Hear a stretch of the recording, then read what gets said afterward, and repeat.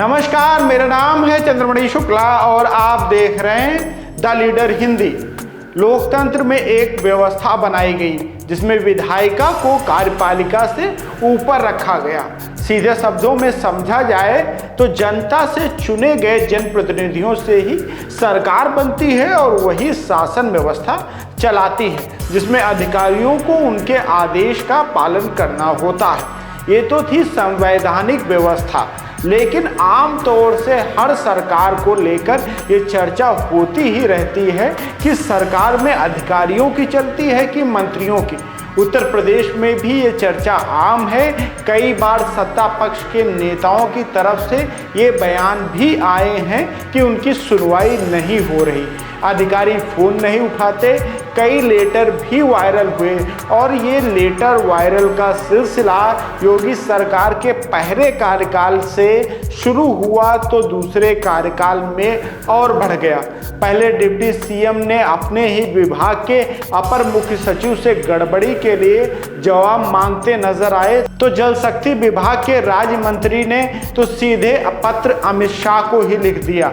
उनके दलित होने की वजह से अधिकारी उनकी अनदेखी कर रहे हैं, ऐसा आरोप लगाया गया। अब जब इस तरह के लेटर मंत्रियों के वायरल होंगे तो मेरी जैसी सामान्य बुद्धि रखने वाला इंसान तो यही समझेगा कि मंत्रियों की सरकार में नहीं चल रही।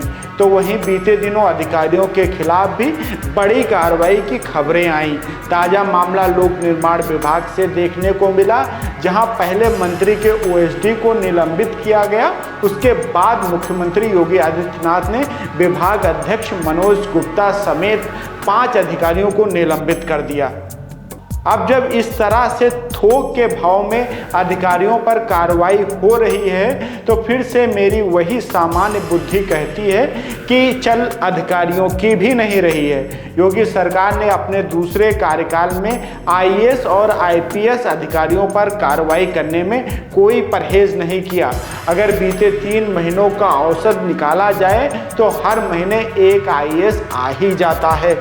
योगी सरकार के दूसरे कार्यकाल की शुरुआत होते ही अगर आईएएस अफसरों पर कार्रवाई देखी जाए तो सोनभद्र के डीएम टीके सीबू को सस्पेंड किया गया, औरैया के डीएम सुनील वर्मा को सस्पेंड कर दिया गया। वहीं गाजियाबाद की पूर्व डीएम निधि केसरवानी पर भी कार्रवाई हुई।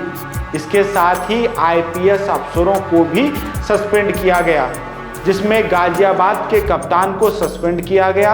आईपीएस अलंकृता सिंह भी सस्पेंड की गई। इसके साथ ही शासकीय कार्यों की अवहेलना, विभागीय कार्यों में रुचि न लेने के आरोप के साथ उत्तर प्रदेश के डीजीपी मुकुल गोयल को पद से हटा दिया गया।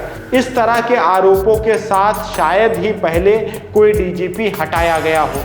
मामला सिर्फ आईएएस और आईपीएस तक ही सीमित नहीं है, दूसरे अधिकारियों पर भी जमकर कार्रवाई हुई।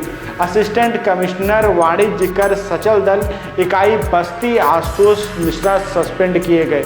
असिस्टेंट कमिश्नर वाणिज्य कर सचल दल इकाई बाराबंकी सस्पेंड किए गए। तत्कालीन शिक्षा निदेशक विनय पांडे निलंबित किए गए। बलिया के डीआईओ को सस्पेंड किया गया। अपर अभियंता गाजियाबाद विकास प्राधिकरण शिव ओम को सस्पेंड किया गया। झांसी प्रखंड बेतवा नगर झांसी अधिशासी अभियंता को बर्खास्त किया गया। जौनपुर के 2 चिकित्सा अधिकारी डॉक्टर सत्येंद्र कौशल सिंह और डॉक्टर डीपी सिंह निलंबित किए गए। क्षेत्रीय पर्यटन अधिकारी बस्ती मंडल अरविंद कुमार राय सस्पेंड किए गए। यहाँ कुछ प्रमुख नामों का ही जिक्र हो सका है क्योंकि हमारे पास समय की पाबंदी है। अब जब दूसरे कार्यकाल का जिक्र हो रहा है तो पहले कार्यकाल का भी जिक्र कर लेते हैं। योगी सरकार में 2017 से 22 के दौरान पहले कार्यकाल में भी अधिकारियों को बिल्कुल नहीं बख्शा गया। सीएम योगी ने 17 आईपीएस और 6 आईएएस अधिकारियों को सस्पेंड किया।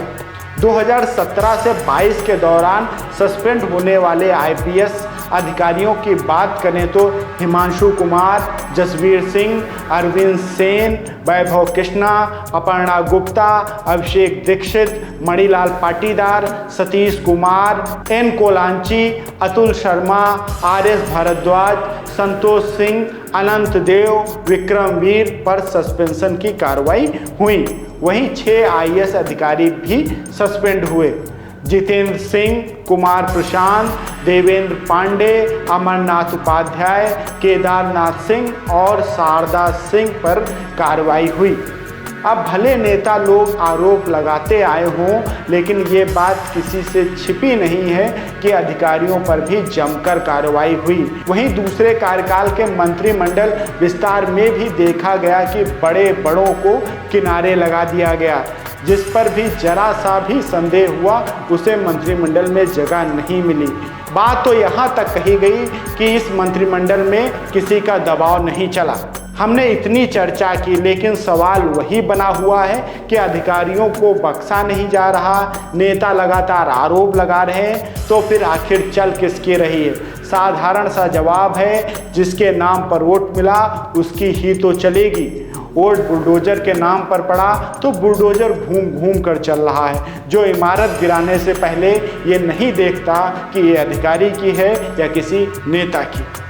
अगर आपको हमारे वीडियो पसंद आ रहे हैं तो लाइक करें, सब्सक्राइब करें।